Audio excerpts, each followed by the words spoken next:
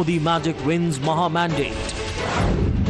NDA 200 par in historic victory.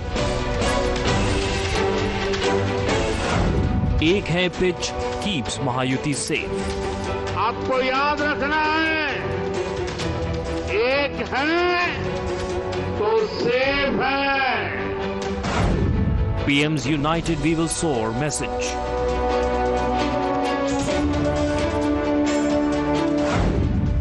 Fadnavis credits PM's unity pitch. और मोदी जी ने जो नारा दिया था, एक है तो सेफ है, इस नारे को यथार्थ में लाते हुए महाराष्ट्र के सभी समाज के सभी लोगों ने एकता दिखाते हुए महाराष्ट्र में मतदान किया है. Brand Modi indestructible.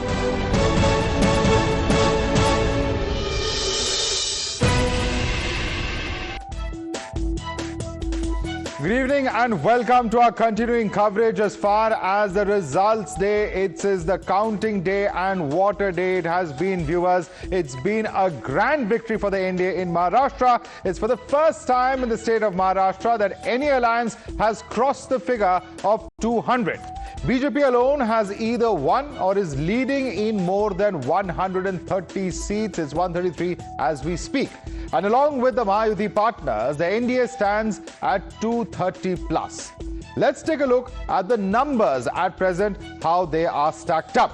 This is the number in Maharashtra, the Mahayuti at 234, Congress and allies, which is the MVA, not even securing 50, which means the LOP post also is unlikely as numbers stand to go to any of these political parties. We're talking about all 288 leads plus trends. In fact, the leads almost solidifying. It's just overnight that it will be finalized. In Jharkhand, of the 81 seats, the JMM alliance here has managed to strike a huge surprise, something that was largely unpredicted. 56 plus for JMM as well as other allies including Congress and RJD. The BJP plus its allies, the AJSU, only getting about 24 seats in the state of Jharkhand, one going to the others. Let's quickly take a look at the UP bypolls as well. What's happened over here? In the UP bypolls, we've seen BJP get 7 seats, the Samajwadi Party get 2 seats, hotly contested there. It's been a very, very bitter battle. We've seen the manner in which the SP has alleged that police and government agencies have been misused. The BJP has denied those charges. It's stacked up 7-2. In West Bengal, it's a clean sweep for the TMC. 6-0 for the BJP, TMC, others, including the Congress, including the left, getting none of those seats. In Karnataka, very interesting. Here, the Congress has managed to make huge inroads, winning all 3 of the crucial bypolls over there. What does this have, in terms of the future of the Congress party in Karnataka, where the power tussle internally has been playing out for quite some time? That's a very big question indeed. And let's now turn our focus on what worked for the Mahayuti, I beg your pardon, in Maharashtra. The first and foremost is the Prime Minister's "Ek hai to safe hai" pitch. The Prime Minister's unity pitch has resonated on ground quite clearly, and this is something that even Devendra Fadnavis have said. The RSS and BJP collaborated much better this time round than they did during the Lok Sabha elections, and the volunteers pitching in across rural India and urban India have helped them. They've urged voters to rise above caste divisions for Hindutva. That pitch seems to have worked. The Maaji Ladki Bahin Yojana is a third aspect that we're looking at. The scheme benefited 2.34 crore women across Maharashtra, and that too has made a massive impact. BJP workers were bolstered after the victory in Haryana as well, and that has boosted their momentum. On ground, there was a counter to the constitution narrative that had been pitched by the Congress party, led by Rahul Gandhi carrying the constitution around. The RSS hit the ground with the Har Ghar constitutional narrative, and that really has made a huge difference on ground as well. Let's now listen into Prime Minister Modi's victory speech, in which he has reiterated the unity message, which is being credited for NDA's stupendous victory in Maharashtra. एक है तो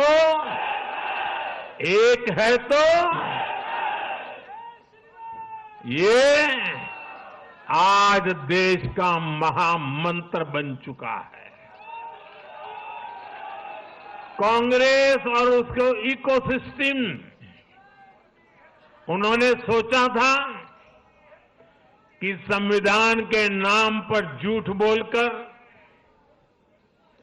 आरक्षण के नाम पर झूठ बोलकर SC, ST, OBC को छोटे छोटे समूह में बांट देंगे, वो सोचते थे सब बिखर जाएंगे।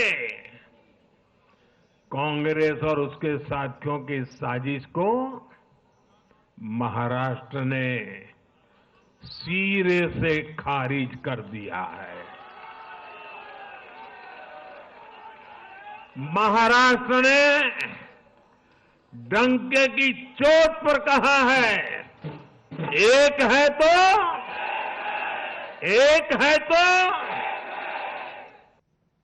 All right, let's go across to our guest now. Joining us is Sanju Verma, national spokesperson of the BJP. Smita Prakash is editor of ANI. Kishore Tiwari, spokesperson of Shiv Sena, joins us here in the studio. Anish Kawande, national spokesperson of the NCP-SP, is with us as well live. But I first and foremost want to go across to Tehseen Poonawala, political analyst. Tehseen, I think the Prime Minister's speech is very significant because he has not just explained the factors that worked on ground in Maharashtra, he's virtually set up the narrative for the upcoming parliament session in the form of what he said as far as the Waqf board itself is concerned and the possible Waqf amendment bill, but also in terms of what the BJP's narrative in coming elections is going to be.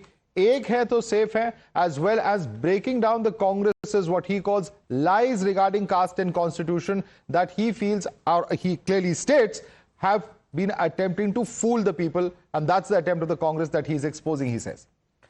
So first of all, many congratulations to the BJP, their supporters, and to all your viewers who are BJP supporters.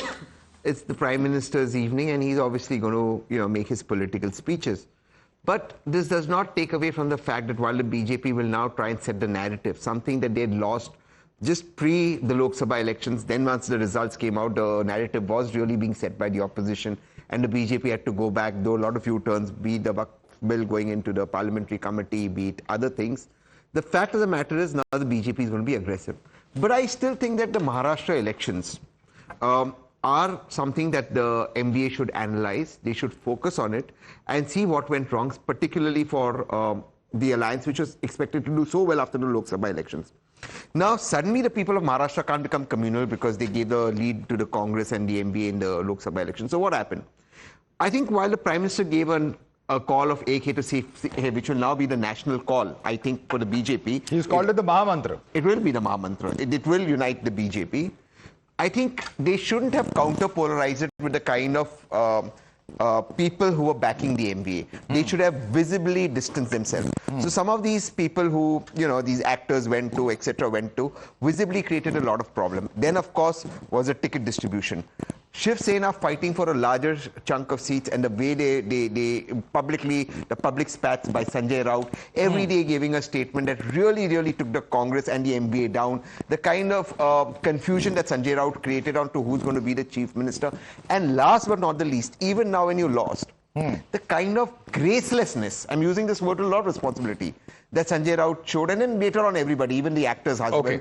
I'll just take 30 seconds. You can't talk like it's a street fight to the media, and the actor's husband, till the 17th round, the EVMs are fine. 17th round onwards, the EVMs and taking the voters in public for granted. Right. Yeah, but I want to come in on one other aspect. Sanju Verma, I think it's very important. The Prime Minister says that Baba Sahib's constitution, somewhere has no place for the kind of activities that the Congress has been carrying out. He has cited the example of the Waqf board. He's talked about seeds of appeasement being sown by the Congress party. So very clearly, the constitution and the caste narrative is being countered by the Prime Minister by citing Waqf board as an example of not just appeasement, but also as a much larger violation of the constitution as envisaged by B.R. Ambedkar. Is this the strategy and the future roadmap? First and foremost, Madhav, thanks to Tehseen, at least he has shown grace in the face of absolute gracelessness and a mad meltdown by the Congress and its ecosystem of darbaris.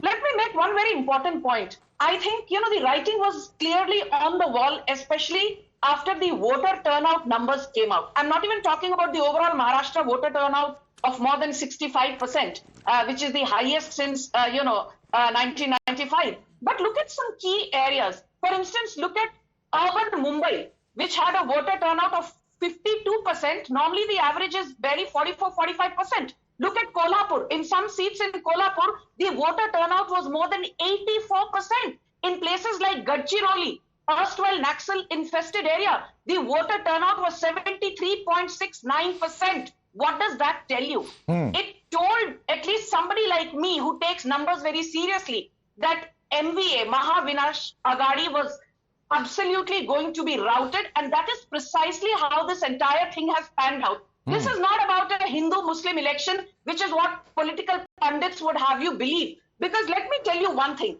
Some of the Muslim-dominated areas in Mumbai, for instance, which has a hefty 36 seats in the 288 assembly, Mankhurd, Bhiwandi East, Bhiwandi West, Dharavi, Sayan Koliwada, Andheri East, Kurla, Masjid Bandar, Dongri, Baikala.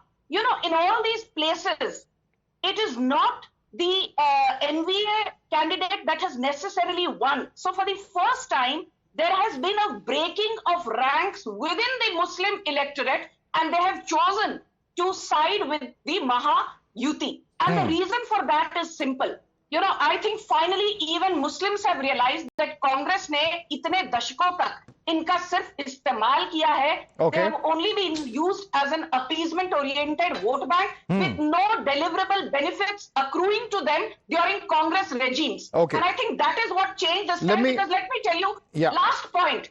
Yeah, quickly, please. 3,450 crores was given every single month to 2.3 crore women in Maharashtra, which means in the last 3 months, we ended up spending a little over 10,300 crore. And do you know something? Out of the 2.34 crore women who benefited from Majhi Ladki Bahin Yojana, 52% plus were either Dalits or Muslims or Adivasi women who had never, ever had a single family member who even was a... Okay, I'm going to come in now because this is a limited time debate. I want to bring in Anish Gawande. Anish Gawande, one of the statistics that's absolutely, interesting to watch as an observer of politics is the fact that in at least 22 minority-dominated areas, the MVA has won 11, AIM has won 1, and the NDA has actually won 10 of the seats.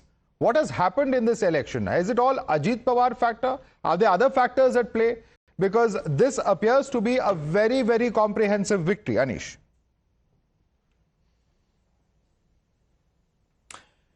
First off, let me start off again by congratulating the BJP and the Mahayuti on their victory. And I think that this has been a decisive mandate by the people of Maharashtra and one that needs to be respected. As to the granular details of why certain seats swung certain ways, I think the reality is that you did see an incredibly polarized campaign that led to polarization even in minority-dominated areas where the vote might have been split between certain candidates. But I think more than that, I think this was again an election that was run by local leaders who were putting in the effort, and you saw those dynamics play out. The reality is that the last week of this campaign was an incredibly communally charged campaign. I don't think that's benefited the Mahavikas Aghadi at all. In fact, counter to the allegations made that we were the ones supporting this rhetoric, I think it's done us more harm than good. And I think you'll recognize that if you see across the board where the Mahavikas Aghadi has been losing seats across Maharashtra. All right. Let me bring in fact, Smita into this conversation. Smita, it's very interesting. Of these seats, these minority-dominated seats that I was talking about, it is largely the BJP and, in fact, the Shinde Sena that has won most of these seats. And it's very interesting to see that the traditional way that we look at politics, that way that we look at, how certain communities, certain vote banks vote, that completely appears to have been altered in this entire Maharashtra election.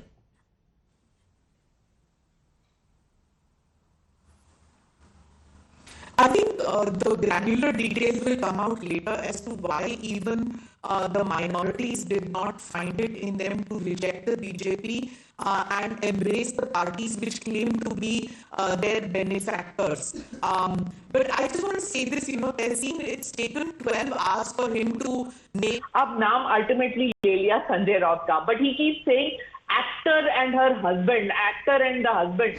Tessin, it's time to now name them, you know. It's you come clean about it. It's about time you say, Mere Haseen Qatil, main tumhara naam lunga. You know, even the Prime Minister today outrightly said ki the ghisi-piti vibhajankari rajniti of the Congress, you know, he was clear. He just named the Congress, named and shamed them and called them the... It was clear. He just named the Congress, named and shamed them and called them the parasitical behavior of the party. He called them ahankari, I think he said. The word was arrogance of the party. That, you know, not only do they, main to doobunga, sanam tumhe bhi saath le doobunga. I mean, he changed it a little bit. He also said that you go to the north and you criticize the south, you go to the south, you criticize the north, you go abroad and criticize the country. I think today it was literally the Prime Minister bringing out all that, you know, angst which he's probably kept within him. The elections are over, and he said it out all today, and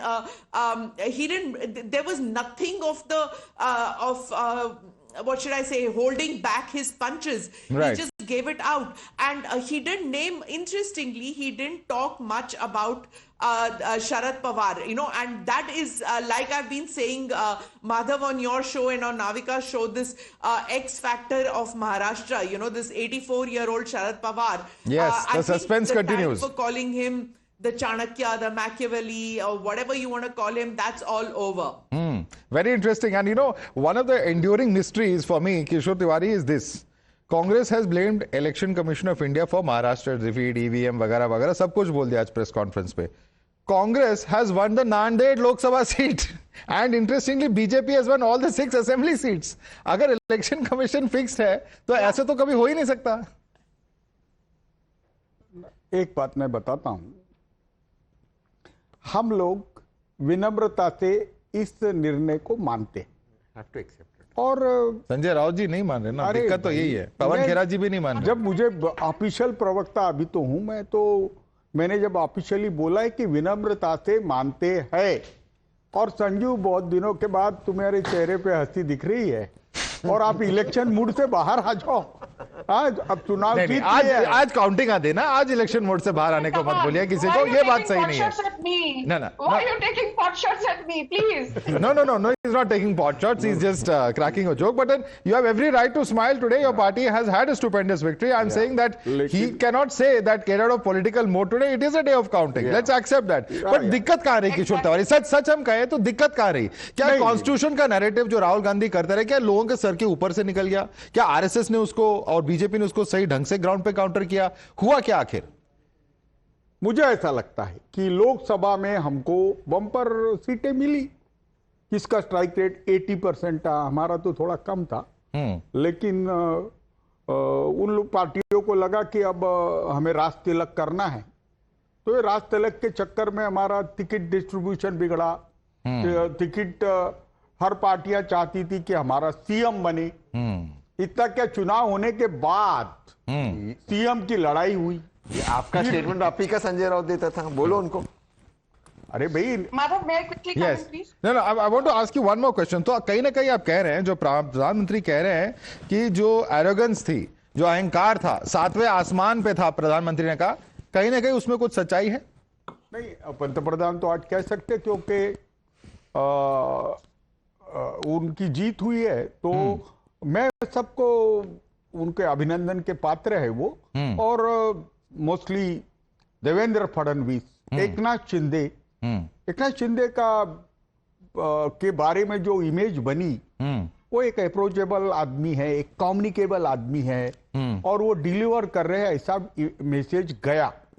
लेकिन हम अभी भी नहीं सोच पा रहे कि पिछले 50 साल में इतना कमजोर विपक्ष कहीं नहीं था, और लोगों ने बीजेपी को वोट दिया, और वोट कटवा पार्टी वालों को वोट ही नहीं मिली. Okay, since you have taken the name of Sanju Verma and she has a hand up, Sanju Verma, I'd like you to respond to Mr. Tiwari.